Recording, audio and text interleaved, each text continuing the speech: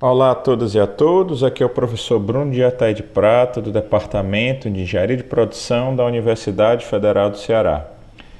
Na aula de hoje nós vamos apresentar um algoritmo Simulate Annealing para o problema do caixeiro viajante.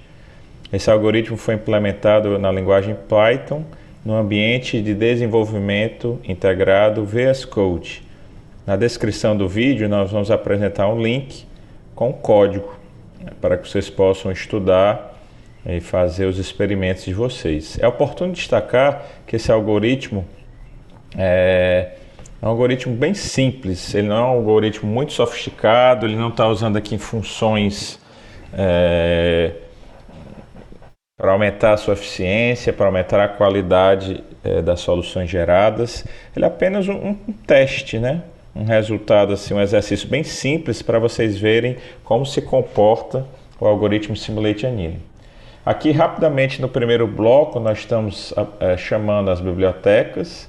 Nós vamos precisar que você tenha instalado Matplotlib, Random, Math e NumPy. Quais são as funções que nós estamos chamando, né? Nós temos aqui uma função TSP Generation, que é para gerar uma instância para o nosso problema. Geramos aqui um problema aqui com 20 cidades, um problema do caixeiro viajante. Aqui nós temos aqui uma função para ler, certo? Esse arquivo.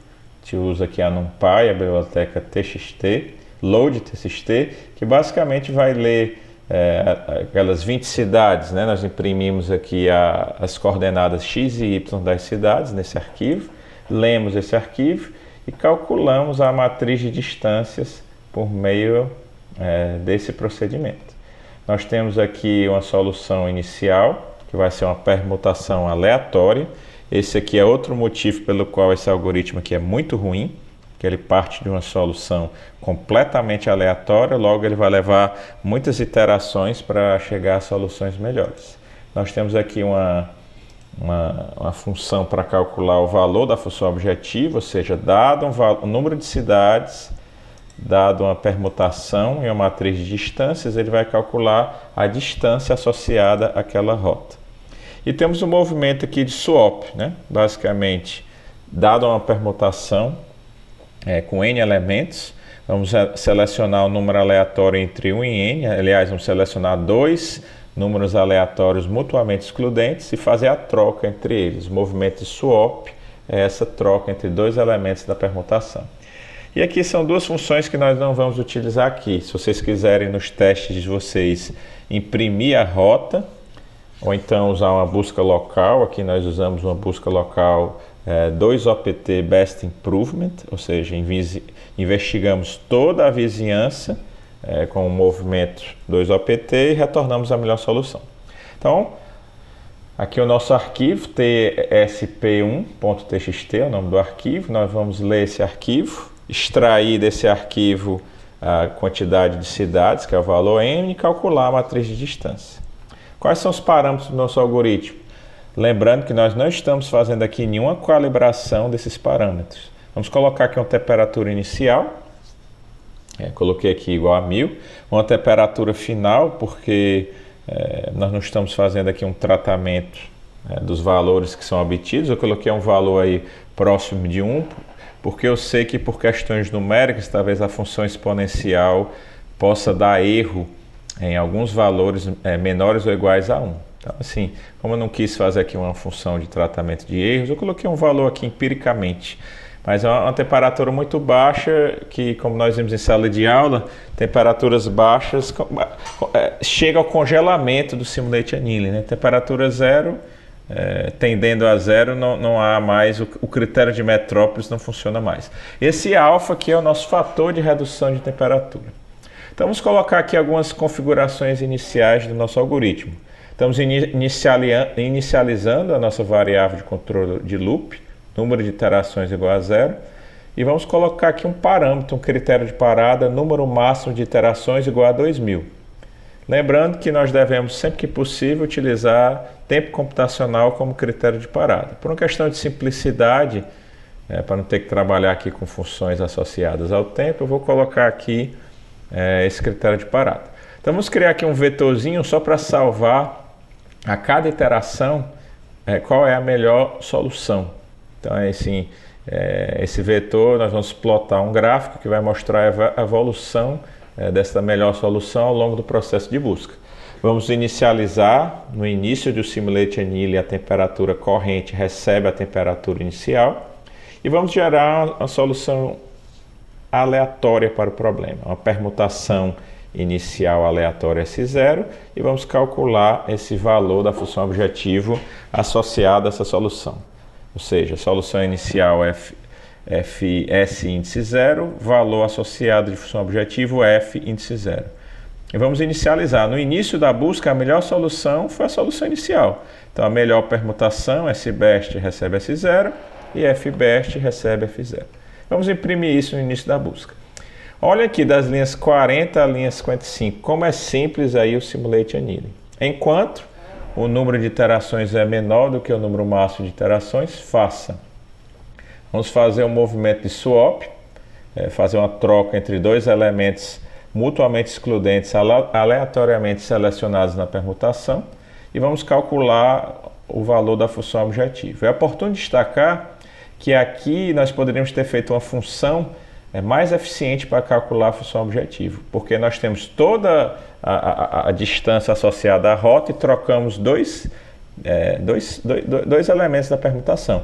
Bastaria que a gente subtraísse esses arcos que foram removidos e somasse na função objetivo anterior esses novos arcos que foram adicionados pelo swap. Então essa forma de calcular a função objetivo é muito mais eficiente do que essa que eu estou colocando aqui e iria custar muito menos computacionalmente. Mas como isso aqui é só um exercício, eu estou calculando a rota todinha de novo, o que é muito ineficiente, né? Então, ó, se a solução gerada pelo swap é menor do que a solução anterior, ou se um número aleatório real, flutuante, é menor do que o critério de Metrópolis, lembrando que o critério de Metrópolis é exponencial da variação dos valores da função objetivo da solução perturbada menos a solução anterior, e divide isso pela temperatura. Então, no início da busca, como a temperatura é maior, vai haver uma maior probabilidade de soluções piores serem aceitas, e ao longo do processo de busca, com a temperatura reduzindo, o algoritmo vai ser mais seletivo ao aceitar essas soluções. Então, se há melhoria, a solução S0 recebe S1 e o valor da função objetivo também. Aí nós fazemos um novo teste. Se aquela solução que foi gerada é melhor do que a melhor solução gerada até o momento, então nós vamos atualizar também os melhores valores. Aqui nós estamos colocando aquele critério lá da temperatura final, pois eu não fiz aqui um tratamento de erros. Então assim, se a temperatura chegar naquele limite lá, T menor ou igual a T índice F, né, nós vamos reinicializar a temperatura. Isso aqui é um restart, né? Isso vai melhorar, de certa forma, o algoritmo em relação à variante padrão. Caso contrário, se a temperatura não atingiu ainda aquela temperatura de congelamento, nós vamos multiplicar a temperatura corrente pelo fator de redução de temperatura.